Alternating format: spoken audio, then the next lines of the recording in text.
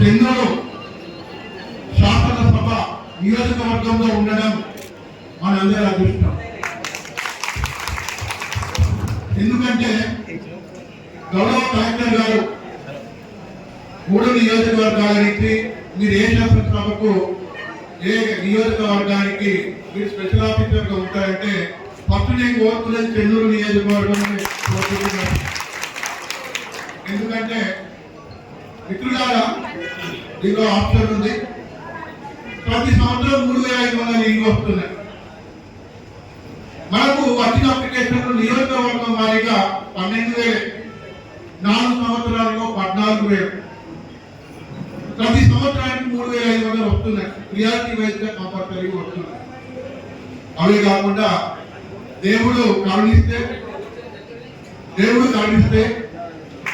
మన ఎమ్మెల్యే గారు ఒక మంచి గొప్ప పదవిలో చేరుతారని, వారి ద్వారా ఇంకొకటి స్పెషల్ గా రావాలని ఆ భగవంతుని కోరుకుంటున్న వారికి ఆ అవకాశాన్ని కల్పించాలని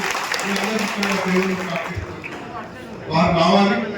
వారు వచ్చినట్లయితే నియోజకవర్గానికి ఇంకా మంచి మేలు జరుగుతుందనే ఉద్దేశంతోనే ప్రతి పేదవాళ్ళు ఖచ్చితంగా ఇల్లుతో ఉండాలన్న వారి ఆలోచనతో ఖచ్చితంగా దేవుడు మరియు గౌరవ ముఖ్యమంత్రి గారు కూడా సహకరించాలని ఆ దేవుడిని కోరుకుంటున్నాను. ఇంకొకటి మిత్రులారా, నిన్న గౌరవ రెవెన్యూ శాఖ మంత్రి గారు వీడియో కాన్ఫరెన్స్ తీసుకున్నారు. వీడియో కాన్ఫరెన్స్ లో నేను కూడా పాల్గొనడం జరిగింది.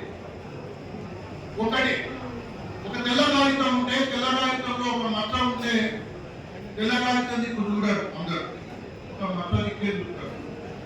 మరి కాగితం అంతా తెల్లగా ఉంది అని ఎవరు అన్నారు, అక్కడ మచ్చ ఉంది అంటారు.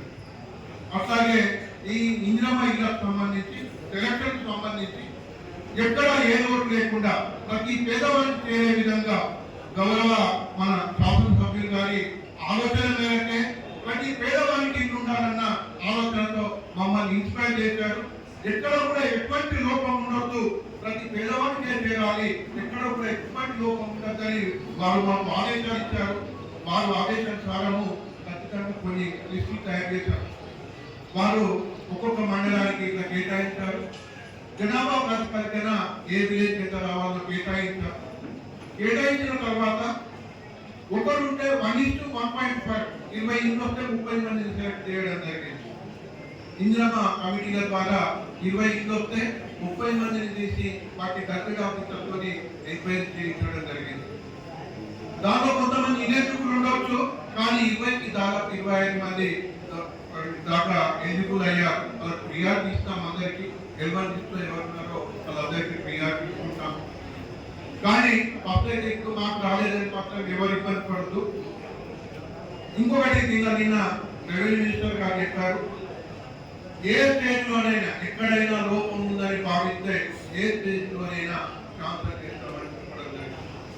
కాబట్టి దయచేసి మిత్రులారా, ప్రతి ఒక్క ఊళ్ళో ఎలిజిబిలిటీ ఉండేటట్టుగా మీ అందరూ సహకరించండి.